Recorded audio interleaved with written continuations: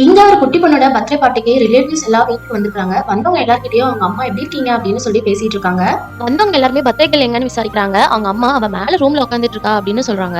இவங்க எல்லாருமே கீழ இருந்து அந்த பொண்ணு கூப்பிடுறாங்க. அவங்க அம்மா நான் மேல போய் அவளை கூட்டிட்டு வரேன்னு சொல்லிட்டு கிளம்புறாங்க. அந்த குட்டி பொண்ணு அவ ரூம்ல உட்காந்து டிவி பார்த்துட்டு இருக்கா. நியூஸ் ஓடிட்டு இருக்குது. அவங்க அப்பா ஒரு ஆர்மி ஆபீசரா இருக்காங்க. அவர் இருக்கிற இடத்துல கலவரம்னு சொல்லிட்டு நியூஸ்ல ஓடிட்டு இருக்கு. அந்த குட்டி பொண்ணு ரொம்ப சோகமா இருக்கா. அவங்க அம்மா வந்ததுமே அப்பா ஏமா எனக்கு இன்னும் காலும் பண்ணல மெசேஜும் பண்ணலங்கிற மாதிரி கேக்குறா. அப்பா வேலையா இருப்பாங்கம்மா கண்டிப்பா பண்ணுவாங்க. அவங்க அம்மா ரிப்ளை பண்றாங்க. நீ கீழ போய் எல்லாரும் உனக்காக தான் வந்திருக்காங்கன்னு சொல்றாங்க. அந்த பொண்ணு கிளம்பி கீழ போயிடுறா. அந்த குட்டி பொண்ணு கிளம்பினதுக்கு அப்புறமா இவங்க அம்மா அந்த நியூஸை பார்த்துட்டு அவங்க ஹஸ்பண்டுக்கு மெசேஜ் பண்றாங்க எல்லாம் ஓகேவா இருக்கான்ட்டு. கீழ எல்லாருமே கேக் கட் பண்ணும்போது அவங்க அம்மா போன் பார்த்துக்கிட்டே இருக்காங்க. இந்த பொண்ணு அவங்க அம்மா கிட்ட அம்மா எனக்கு பர்த்டே விஷ் பண்ணுங்கன்னு சொல்றாங்க. இவங்களும் கண்டிப்பா பண்றேன்னு சொல்லிட்டு எல்லாருமா சேர்ந்து ஹாப்பி பர்த்டே சாங் பாடுறாங்க. ஆனாலும் அவங்க அம்மா அவங்க போனை பார்த்துக்கிட்டே இருக்காங்க. அவங்க ஹஸ்பண்ட் கிட்ட இருந்து ஏதாவது ரிப்ளை வருமான்ட்டு. அந்த குட்டி பொண்ணு தூங்கிட்டானே அவங்க அம்மா தூக்கி போய் பெட்ல போடும்போது அவங்க தாத்தா வந்து கேக்குறாங்க அவர் இருக்கிற இடத்துல கலவரம்னு சொன்னாங்க உனக்கு ஏதாவது போன் பண்ணானான்னு கேக்குறாங்க. நான் ஆல்ரெடி மெசேஜ் அனுப்பிச்சிருக்கேன் ஆனா அவங்க ரிப்ளை பண்ணல நீங்க தைரியமா போய் தூங்குங்கன்னு சொல்றாங்க. இவங்க எல்லாரையும் தூங்க வச்சதுக்கு அப்புறமா அந்த போனை எடுத்து பாக்குறாங்க ஹஸ்பண்ட் கிட்ட இருந்து ஏதாவது ரிப்ளை வந்திருக்குதான்ட்டு. ஆனா எந்த ரிப்ளையுமே வரல.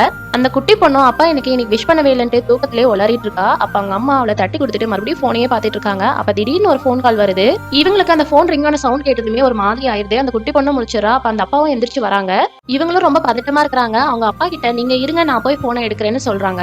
இவங்க போய் கால் அட்டென்ட் பண்ணதும் அவங்க ஹஸ்பண்டோட குரலை கேட்டதுமே இவங்க அழுக ஆரம்பிச்சிடறாங்க. இவங்க ரொம்ப எமோஷனலா ஃபீல் பண்ண ஆரம்பிச்சிடறாங்க. அங்கேயே சோஃபால உட்காந்துடுறாங்க. குட்டி பொண்ணு ஓடி வந்து ஏன் அழுறீங்க அப்பாக்கு என்ன ஆச்சுன்னு கேக்குறா. இல்ல அப்பதான் போன் பண்ணிருக்காங்கன்னு சொல்றாங்க. அந்த குட்டி பொண்ணு ரொம்ப சந்தோஷமா அப்பாவான்னு கேக்குறா. அந்த குட்டி பொண்ணு வாங்கி பேசுறா. அப்ப அவங்க அப்பா இவளுக்கு பர்த்டே விஷஸ் பண்றாங்க. இவ்வளவு தேங்க்யூன்னு சொல்றா.